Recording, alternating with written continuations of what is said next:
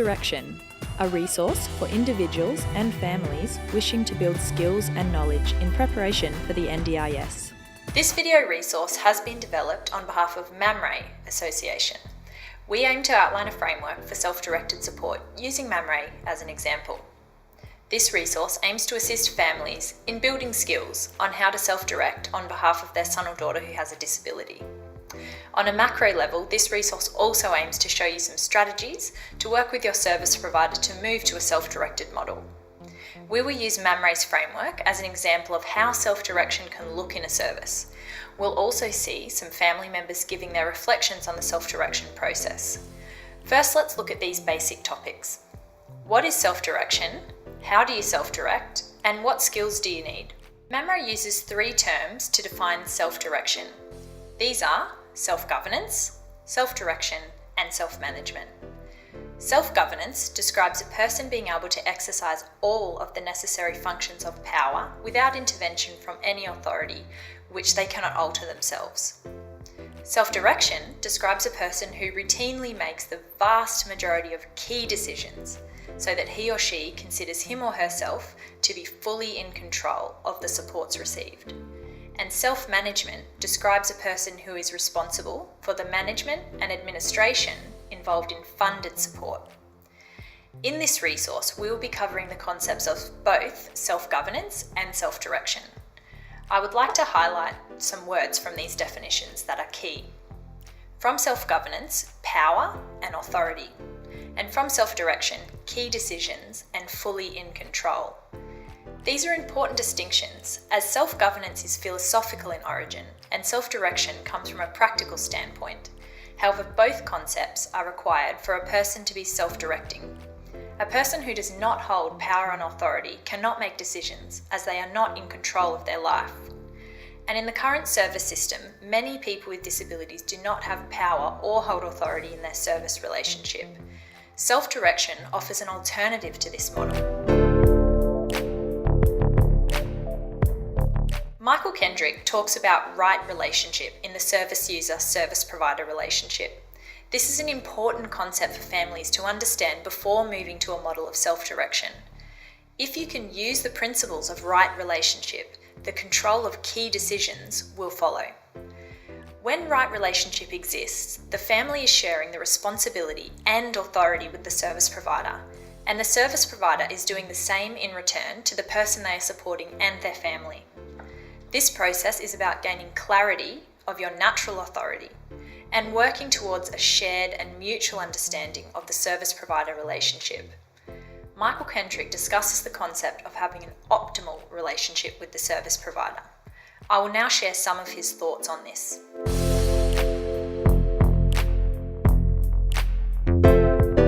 Right relationship occurs when right relationship is a shared commitment and ideal, and people are continually working towards this.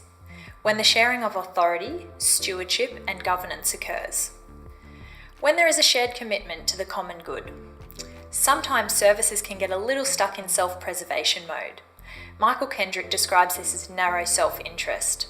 As a family member, try to broaden this sense of self-interest with your service provider on a regular basis by reminding them of your service goals and vision. When the ethic of witness is a foundation to partnership. Try to use bottom-up processes rather than top-down processes. This will ensure that you are being strengthened as a family member to direct your own life. The capacity of the service will be developed by you teaching them how to work in partnership with you. Reliance on formal methods and structures is continually being reduced. So you have to think about how can you work with the service to meet their requirements, but at the same time begin to build your own strengths in creating processes and methods that suit you. This concept can be a little confusing for people who are currently accessing a rigid service. I will use an example from MAMRAE to demonstrate. Some feedback was given from families that this form that MAMRAE used was very long and some of the information was unnecessary for all families to fill out. The purpose of this form was to collect information about people for support workers to access. MAMRAE reviewed this policy and decided that each family could either choose to use this form or create their own document which outlined information about their son or daughter. This could not have been achieved by the service without feedback from the families and the supported people. So this is an example of right relationship in action. Families hold the power and authority by providing feedback, and the service developed a response based upon that. In this instance, the service listens to its families and responded. The key points on right relationship are clear. That this is an act of partnership, or as Mamre would describe, it is an act of helping someone and being with someone on their journey rather than doing for. And this is imperative. People and services agree to work in partnership with each other to achieve outcomes that neither party could achieve on their own. Right relationship is achieved when there is a genuine desire to partner with the other, an appreciation of the other's strengths and capacity to contribute, and a willingness to have an ethical relationship both at the level of daily interactions as well as in regards to structures and formal roles. When our son was around 7 or 8 years old, and we were lucky enough to gain access to the family support package that the government was providing at the time, and we had to choose between disability services or a non-government organisation managing our package, and for our area it was Mamre, and we ended up choosing Mamre. Well, I think it's that they really wanting the people that they're supporting to be valued as an individual, and that they see that it's their right to a good life, and that it should be, whatever service is being provided, it should be at the end of the day for the betterment of the person and not necessarily for the service. We really feel as though we're being listened to, and that we're valued in the process, and that I think it's really important that you are able to have a good relationship with the team leader, and that you've got a service that can think outside the box, and that are not bogged down in policies and procedures that may not fit with your particular family member. I think flexibility is one thing that our team has got, and also creativity within the team, and also Mamre as an organisation. More services really need to look at where things are heading for the people that they're supporting, and at times I think some of the services feel as though they know what should be happening for the person they're supporting, rather than sort of getting input from family members. In order to run a self-directed service, there is an element of personal responsibility required from service users. Mamre asks that people using their services have a willingness to take control and direct, a willingness to dream, vision and plan, and a willingness to work on it and build their skills. In order to do this, you have to invest in yourself and invest in educating yourself. Mamre calls this concept building capacity. Building capacity can be split into two parts. As stated, building your own capacity and building the capacity of your service relationship. Mamre looks for the family to take personal responsibility for both parts of capacity building. The family is expected to let the service know what they would like to do, what they need to learn, and any areas that the service can help with. In doing this, right relationship is immediately established, and the service can respond appropriately to what the family needs. The word capacity can be a little bit vague, so let's take a look at some of the skills needed to build this.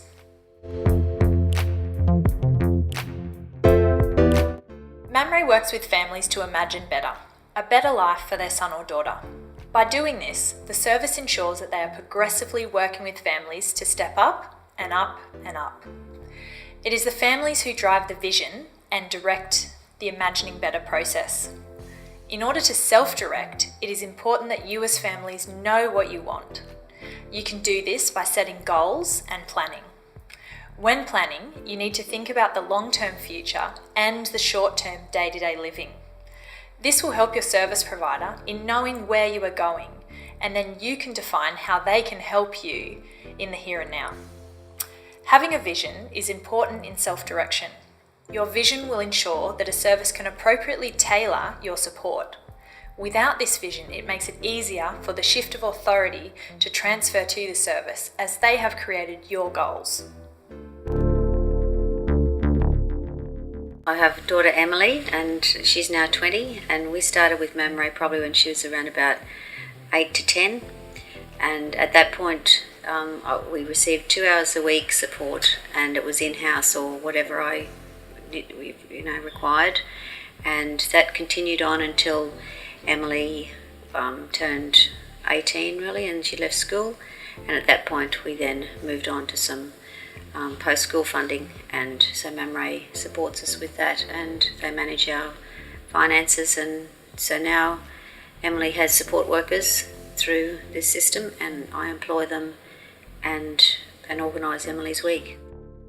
I've always had a key worker ever since we started, and their role and I work together, and when I need a support worker currently, the key worker can help me find that employee, and if I'm having any problems they can give me advice on how I can manage those issues.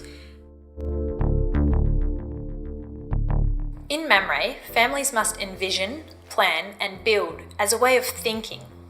A document called a support plan is created and it's reviewed every 6 months. While part of this document covers the formal and paid part of the service MamRay provides, the majority of the document outlines the family's vision for the long-term and short-term future, as well as how to identify and harness informal networks. In your service now, you could start the process by visioning and asking yourself these questions. What do you want? What don't you want? Who can you share your belief for a good life with? What are the strengths now? What can be built on? Who else can become involved? What resources are there? And the very last question that you should ask is, what can the service do to assist me? What can the service do to assist me in reaching my vision? And what do we need to do with our service to achieve this vision?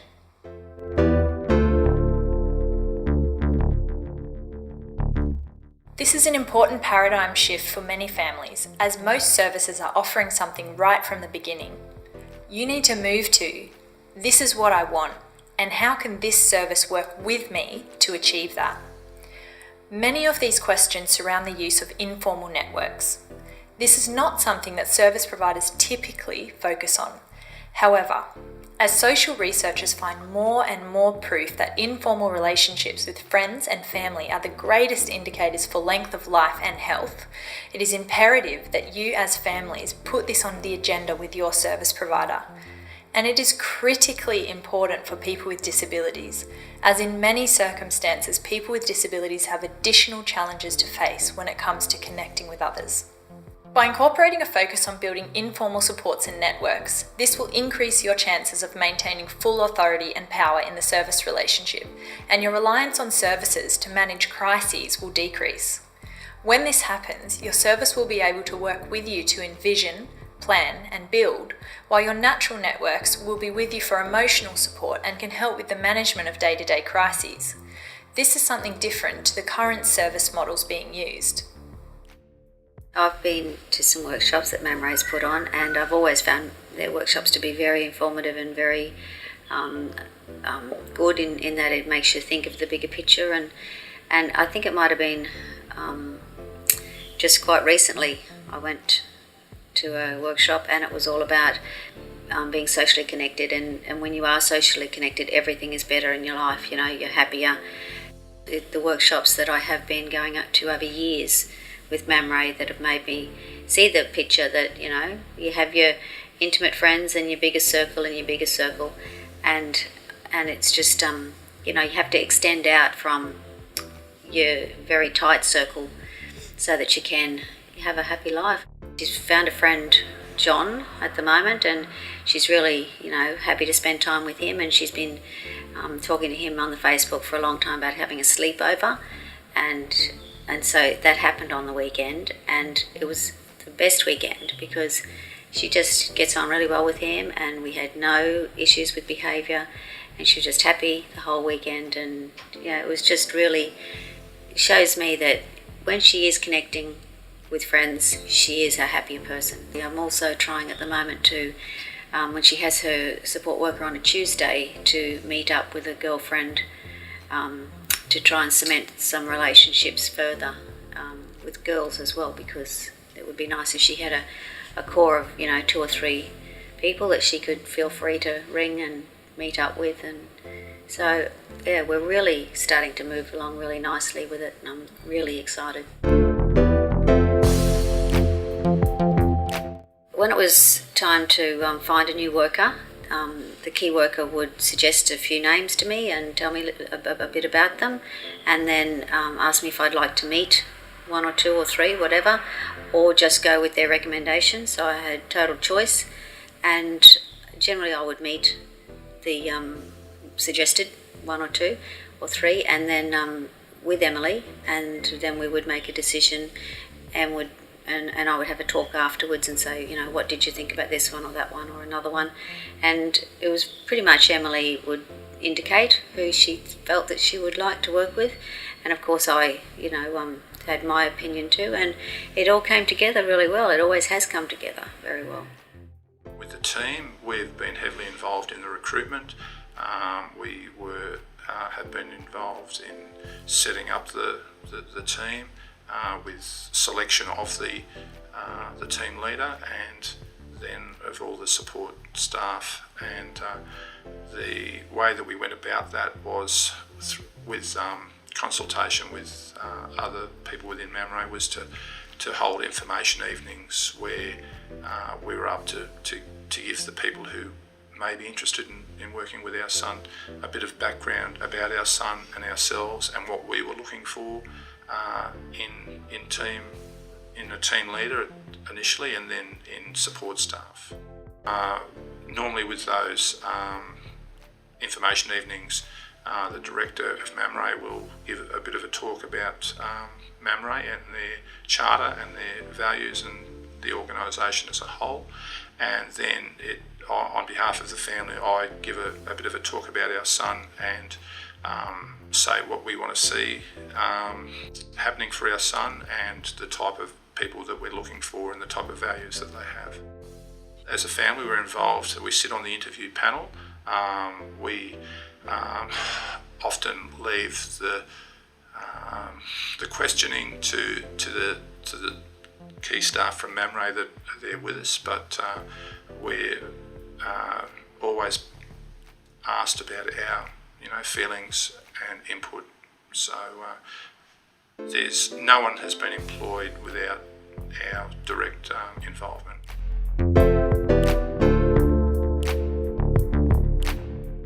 The service doesn't involve themselves in that at all. That's totally for myself and Emily to work out what we want, what we need. I try to focus her workers on living issues, so busing and cooking and cleaning and things like that, because one day she'll probably want to move out from home, and that will all be very important. And also this year I've got a big push on social connections. She's got a big variety in her week, and it just works really well because it doesn't matter, I can change it week to week. If I decide Em needs a bit of education work on maths or English or cooking or anything, or even just go out for the day and just hang out with their support worker or meet up with friends or whatever. It's really totally my control and Emily's as to what we do with our hours, and we're just accountable back to MAMRAE for the funding for it, and it's fabulous. It's a great way to work. Let's review the skills that have been covered in this resource. An ability to build the concept of right relationship, a willingness to take control and direct, a willingness to dream, vision and plan, a willingness to educate yourself continually and learn new skills, and an ability to identify, harness and build informal networks.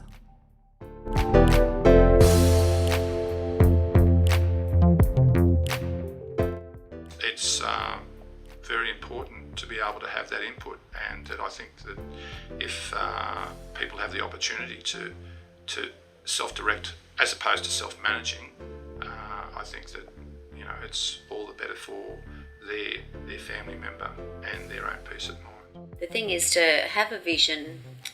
Don't aim for less, aim for more, and it'll all work out. Be positive, and you'll have your hard times, but you'll get there.